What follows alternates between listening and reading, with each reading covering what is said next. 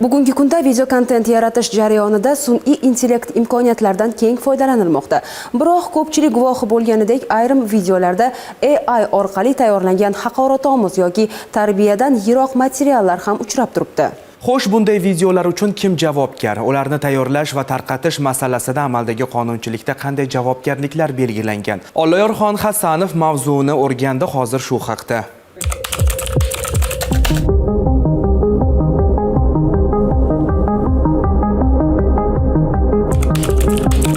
Bankka borib pul yechish kerak qizim. Shu mashqni har kuni ertalab bajarsangizchi, Ling bobojon trend olamiz. Siz unke deysiz, men unkur deyman. Qizim hozir kampirim ko'rsa, men Kutilmaganda bir nuroniy otaxon yoki onaxonning og'zidan uyatsiz so'zlarni eshitish o'zbek xalqimiz tasavvuriga ham sig'maydi. Ammo so'nggi kunlarda ijtimoiy tarmoqlarda mana shunday mazmundagi videolar ko'payib bormoqda. Aslida esa ular sun'iy intellekt orqali tayyorlangan bo'lsa-da, uni ommalashtirayotganlar qonun oldidagi jiddiy javobgarlikni ham unutmasligi kerak. Axloqsizlik yoki uyatsiz so'zlar asosida tayyorlangan videolarning ko'pchiligida mashhur shaxslarning tasviridan foydalanilgan. Hatto eng ommalashayotgan haqoratli videolarni kuzatsangiz, shaxsga qaratilganligini ko'rishingiz mumkin. Uzbek Taysonni tanlaysizmi yoki Saturninmi? ikkalasini ham kallasi. Bobur Mansurovmi yoki Mittimi? Chingizga yetadi. Tabiiyki, bu kontentlarda so'kayotgan AI model emas, balki uni tayyorlagan shaxsning o'zi javobgar hisoblanadi.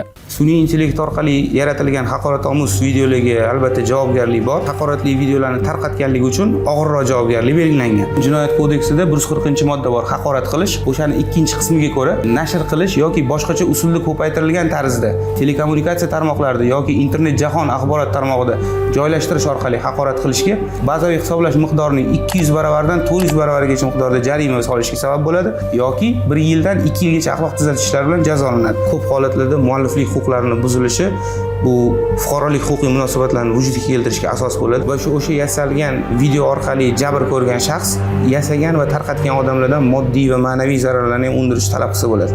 Bu kabi videolarning izohiga qaraydigan bo'lsak, shunday video qilishni o'rgataman, momolar ham befarosat bo'lib ketyapti, katta insonga yarashmaydi degan jumlalarni uchratish mumkin. Shundan ham ayon bo'ladiki, bunday materiallarning sun'iy intellekt yordamida tayyorlanganini bilmaganlar ham ko'p.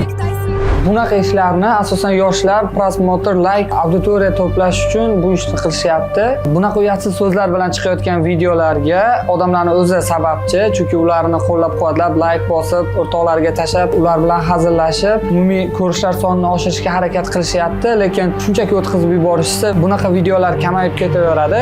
Shunday videolarga duch kelganda ijtimoiy tarmoqning o'zida bloklash yoki spam sifatida belgilash funksiyalari mavjud. Bundan tashqari video yuzasidan shikoyat yuborish orqali ham uni platformadan olib tashlash mumkin. Ayrim tarmoqlarda esa bu kabi so'zlarga avtomatik cheklov qo'yilgan bo'lsa-da, ular ommalashishdan to'xtamayapti. Mana ingliz tilida, rus tilida yoki boshqa tillarda haqoratli so'zlarga taqiq bor va bu so'zlar bilan siz sun'iy intellektda video tayyorlay olmaysiz, lekin mana sun'iy intellekt kundan kunga O'zbekistonda ham rivojlanib ketyapti. Sun'iy intellekt o'zbek tilini tushunishni boshlagan, tez orada bunday uyatsiz so'zlarga taqiq qo'yilishi mumkin. Hazil albatta zarar qilmaydi, ammo millatimizni va xalqimizni sharmanda qiladigan axloqsiz harakatlar hazil emas. Bunga nafaqat qonun, balki millat farzandlari ham yo'l qo'ymasligi kerak. Olloyorxon Hasanov, Rahmon Zaripov, Ovoz informatsion dasturi uchun.